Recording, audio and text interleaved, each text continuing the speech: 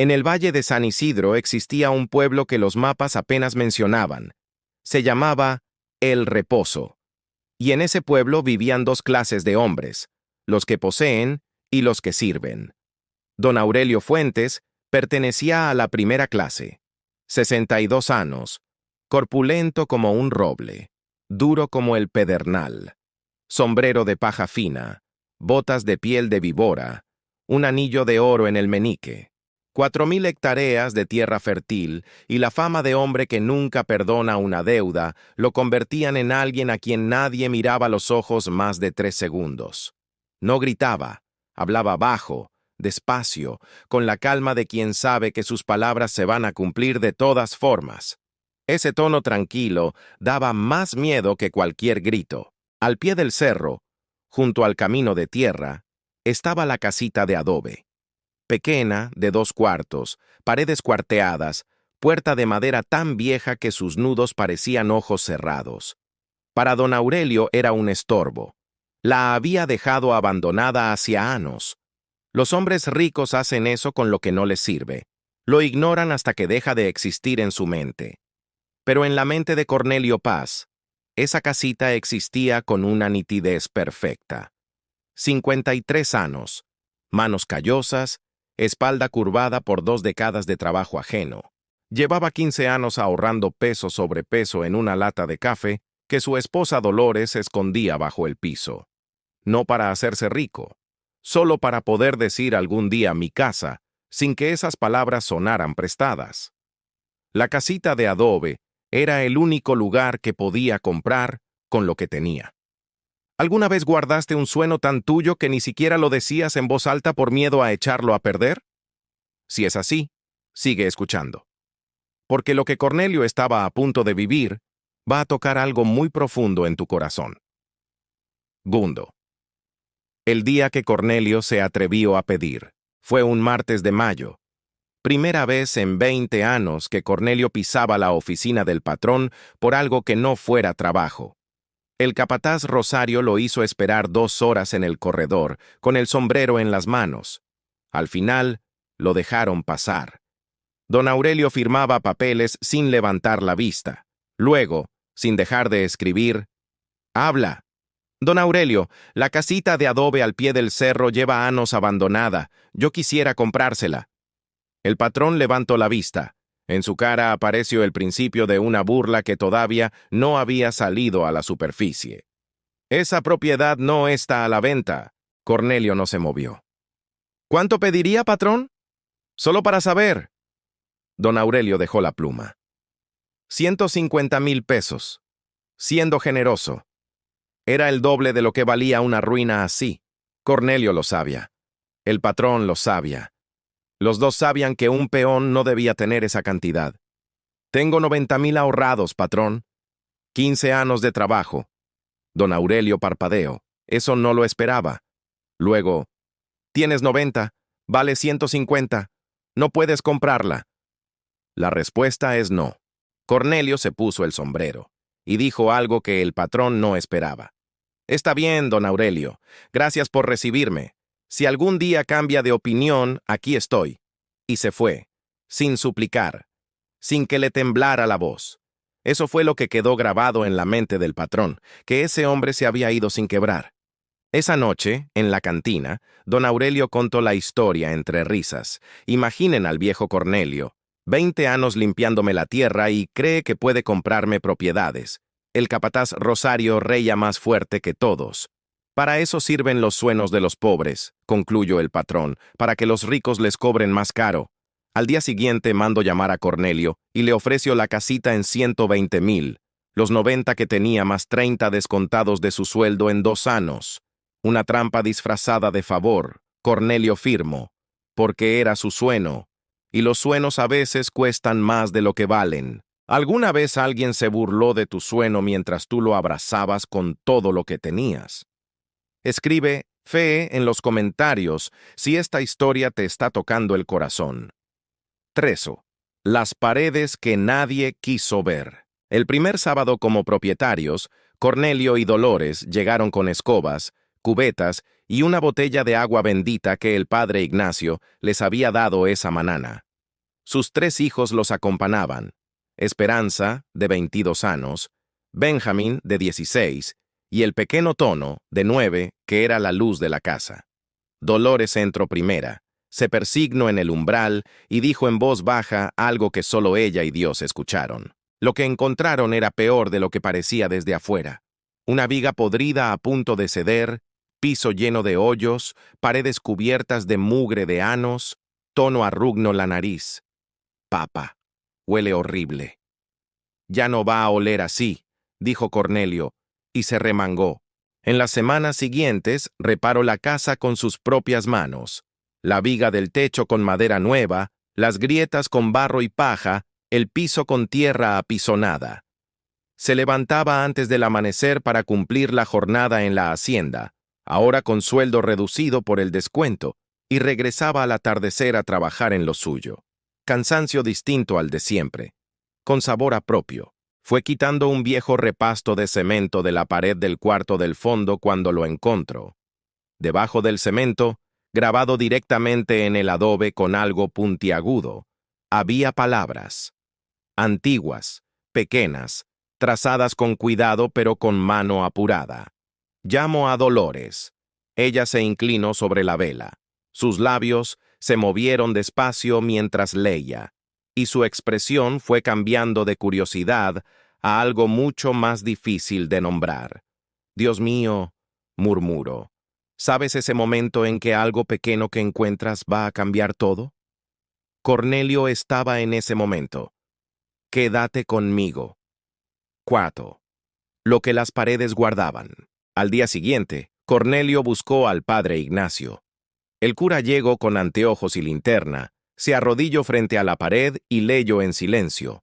Luego se sentó en el suelo y guardó silencio un momento más. Dice muchas cosas, hijo, pero lo más importante es esto. Quien escribió aquí se llamaba Salome Paz. Cornelio sintió que el aire de la habitación cambiaba. ¿Paz? Como yo. Como tú. Escucha lo que escribió. Y el viejo sacerdote leyó en voz alta, en la penumbra de ese cuarto con olor a adobe húmedo. Yo, Salome Paz, dejo constancia de lo que fue quitado a mi familia con engano. Esta casa y las tierras que la rodean fueron de mi padre Demetrio Paz, y antes de su padre Leandro Paz, quien las recibió por escritura del municipio en el ano del Señor de 1891. El hombre que nos las quitó se llama Próspero Fuentes. Falsificó el documento de deuda para quedarse con todo. Hay prueba en el cofre de madera bajo el umbral de la puerta. Que quien encuentre esto sepa que Dios ve lo que los hombres esconden y que la tierra vuelve a sus dueños aunque tarden 100 años. El silencio que siguió fue de los que pesan. ¿Próspero Fuentes?, preguntó Cornelio despacio. El abuelo de don Aurelio, dijo el padre con voz quieta. Esa noche levantaron el umbral de la puerta siguiendo las instrucciones grabadas en la pared. Trabajaron despacio, en silencio, como si temieran despertar algo. Y allí estaba, un cofre pequeño de madera, envuelto en cuero seco y encerado. Adentro había 3 documentos. Una escritura de propiedad de 1891, a nombre de Leandro Paz. Una carta de 2 testigos describiendo cómo Próspero Fuentes había presentado un documento falso de deuda para quedarse con las tierras, y un certificado de catastro de 1889, que era la prueba original de que esas tierras pertenecían a los Paz, no solo la casita, sino todo el terreno hasta el arroyo. «Cornelio», dijo el padre Ignacio con voz que casi no le salía. «Esto es la prueba de que estas tierras siempre fueron de tu familia». Tono, que había estado despierto sin que nadie lo supiera, asomó la cabeza desde la otra habitación. «Papá, ¿encontramos un tesoro?»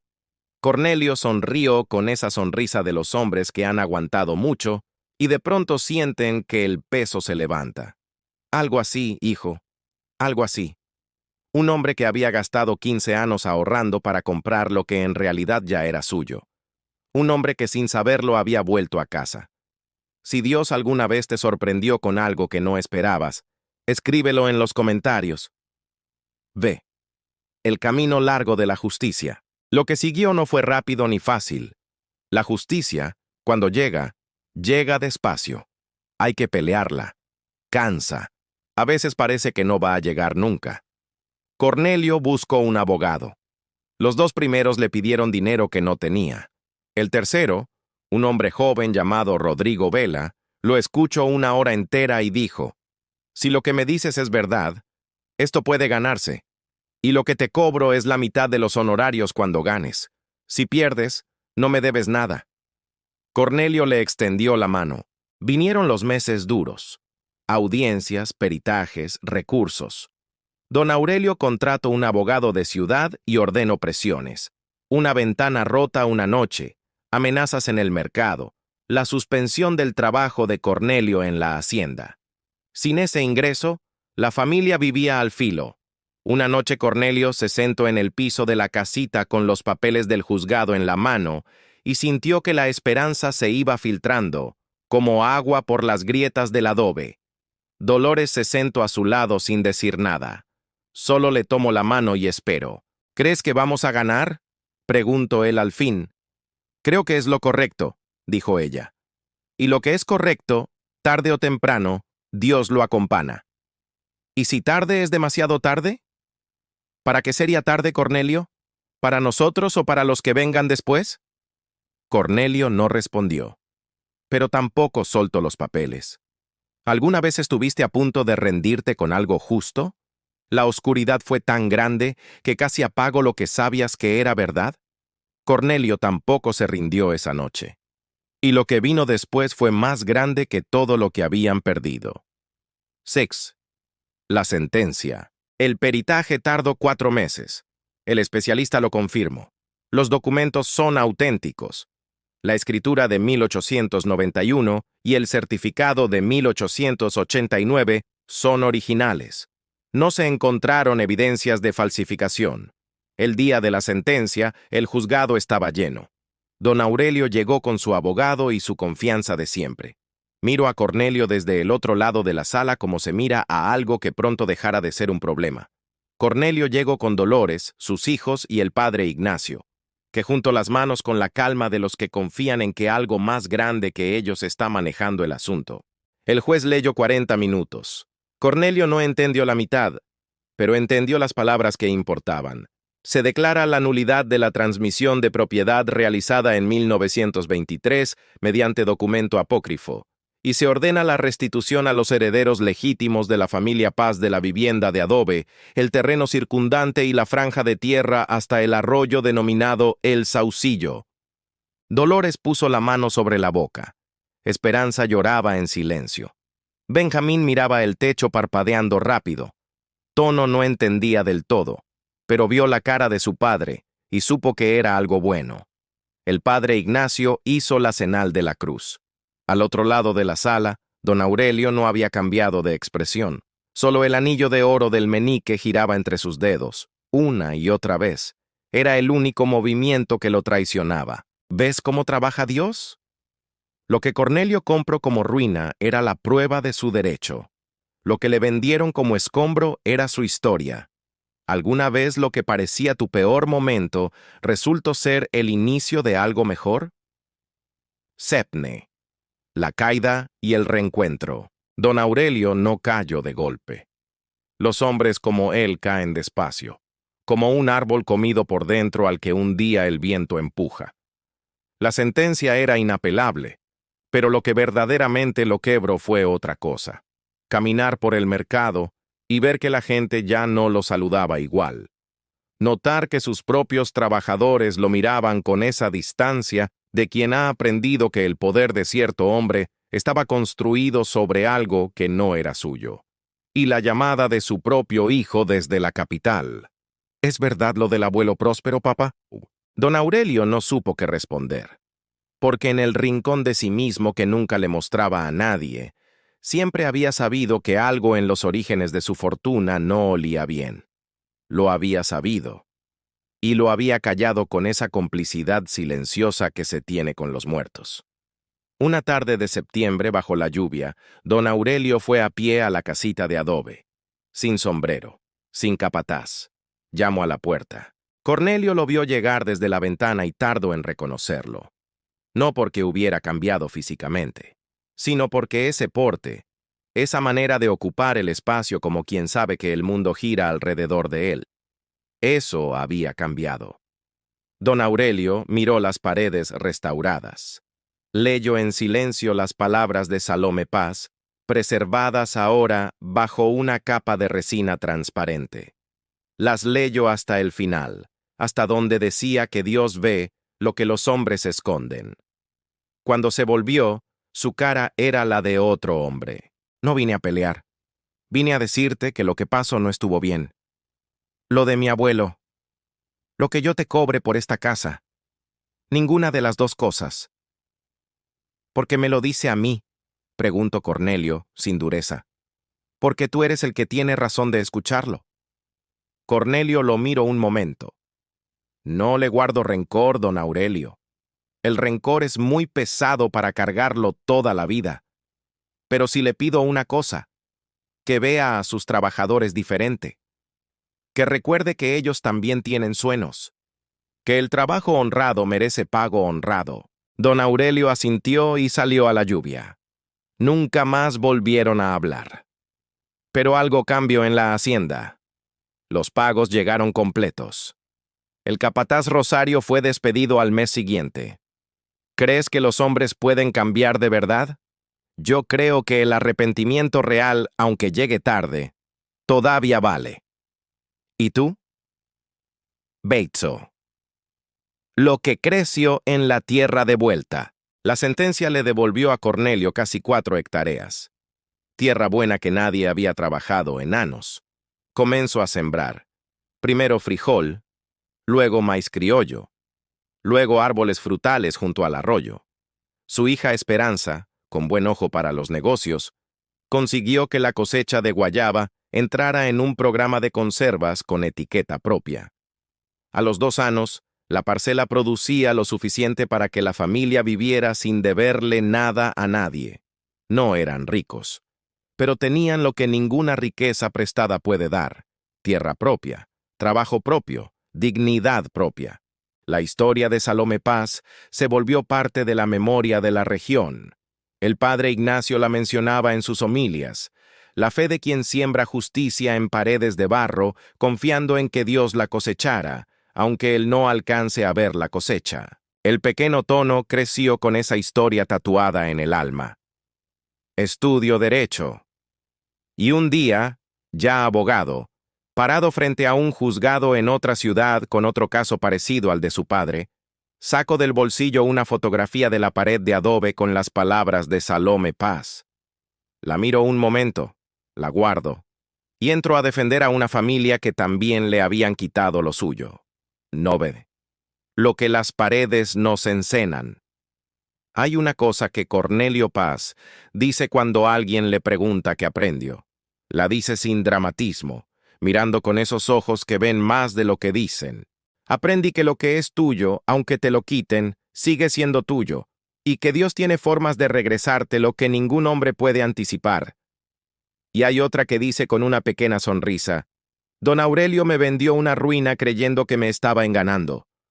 Tenía razón en que era una ruina. Se equivocó en lo que esa ruina guardaba adentro. Eso es lo más profundo de esta historia.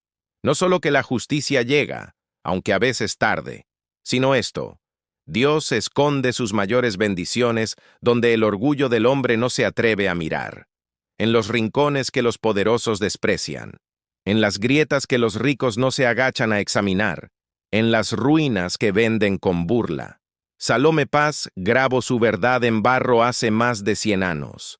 No porque creyera que alguien la escucharía pronto, lo hizo por fe, porque creía que la justicia no caduca, que Dios no olvida, que aunque los hombres entierren lo que es justo, algún día la tierra lo devuelve. Y tenía razón. 100 años después, sus palabras sacaron de la pobreza a su bisnieto. La casita robada volvió a manos de los Paz, la tierra de un codicioso regreso a quien siempre había pertenecido. Así trabaja Dios, no siempre rápido, no siempre como queremos, pero siempre con justicia. Y a ti, amigo que me escuchas, ¿hay algo que sientes que te fue quitado injustamente? ¿Un sueño que guardas porque otros se burlaron de él? No lo sueltes. La casita de barro que el mundo desprecia puede ser exactamente el lugar donde Dios escondió tu bendición. No te rindas antes de descubrir lo que guardan tus paredes.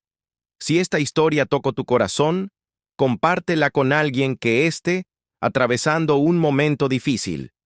Dale like y suscríbete para no perderte más historias como esta. Aquí, el bien siempre encuentra su camino, por muy oscuro que parezca el sendero.